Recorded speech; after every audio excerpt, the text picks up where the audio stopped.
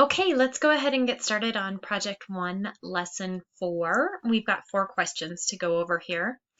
Investigators Isaiah and Chrisan are analyzing evidence from a crime scene. They are working with rounded measurements, tools with different levels of precision, and problems involving units. Use your knowledge of measurements and units to efficiently make sense of the evidence and help bring the investigators closer to solving the crime. Okay, question 1. A liquid substance was left at the scene of the crime. Chrisan uses a beaker that measures to the nearest tenth of a liter and finds that it is 4.9 liters. If there are 5 or more liters of the substance, it needs to be sent to the lab for testing. If it is less than 5 liters, the test can be done immediately. Does Chrisan need to send the substance to the lab? Why or why not? Okay, if it's less than 5, she doesn't have to send it to the lab. The key is that this device measures to the nearest tenth, okay? And we're told that it's 4.9. So when something accurately measures to the nearest tenth, that means that it's taking a look at the hundredth, okay? So there could actually be up to 4.95. If it were 4.95, it would round up to 5 would be our nearest tenth, and 4.94 would round down to 4.9. So because it's showing 4.9, it means it's rounding down to 4.9 and not rounding up to 5. So there's definitely less than 5 liters. 5 liters in this beaker. Okay, so we don't know that it's exactly 4.9. All we know that is that it's somewhere between 4.85 and 4.94, really. Okay, so they don't have to take it back. Chrisan and Isaiah mark a section of the floor with tape. They each measure the length of the tape on their own to compare their measurements. Isaiah uses a tape that measures to the nearest eighth of an inch, and Chrisan uses a tape that measures to the nearest quarter of an inch. They both measure the length of the tape to be 27.75 inches. And who has the more precise measurement? Okay, anytime you're dealing with precision, you want to go with the smaller increment. Okay, so Isaiah's is going to be more precise simply because he uses a tool that uses a smaller increment. So even though they both got the same measurement, Isaiah's was basically 27 6/8, which would be 0.75, and Chrisan's was 27 3/4. Those are the exact same fractions, but because Isaiah's has a smaller increment, his is going to be more accurate. Okay?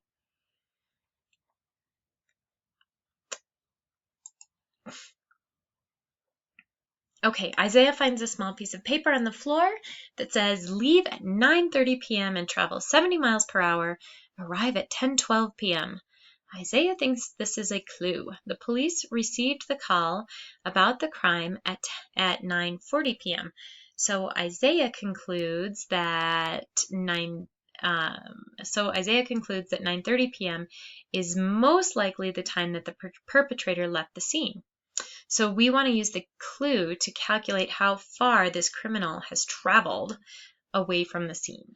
All right, well, here's where we're actually going to get into some math here. So let's come over here. And we know that between 9:30 and 10:12, we have 42 minutes, right? Let's get my pen going in the right direction. So the perpetrator has been traveling for 42 minutes, okay? And they are going 70 miles per hour. Okay, now our problem is that I want to end up with miles because I want distance away, but I've got minutes in my numerator and hours in the denominator, so I need to do something to get rid of those. And so I need to have hours in the numerator. 1 hour is 60 minutes. Okay, and then that will allow me to cancel out both the minutes and the hours.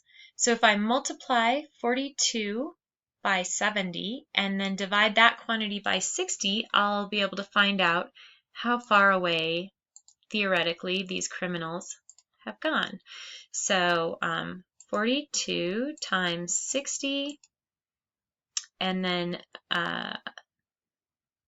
no, sorry, 42 times 70, clear,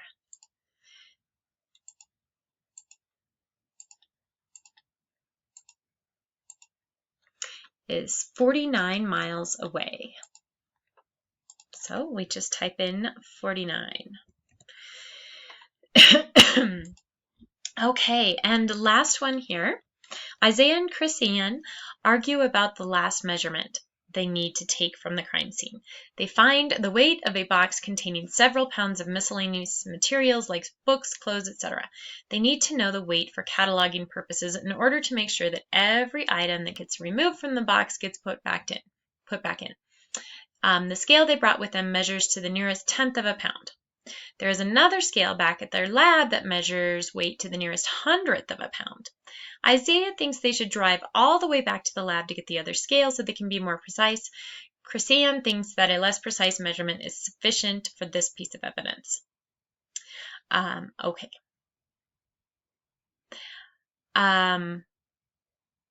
So explain whether it is necessary for investigators to use a more precise scale. So in this case, I would argue that a tenth of a pound is pretty accurate for what they're measuring. They're not measuring gold dust. They're measuring pieces of evidence that are things like books and clothes.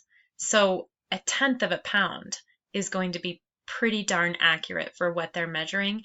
So I would say they don't need to drive all the way back to the lab. So that's what you would type here. If you feel differently, you could certainly argue differently when you complete the project, and I'd be interested to see what you write. And I don't know that there's a wrong answer here as long as you justify your answer. So I would write, they shouldn't drive back because 1/10 of a pound provides sufficient accuracy for this type of evidence. And leave it at that. Keep it short and sweet. Okay, that's all we have for this one.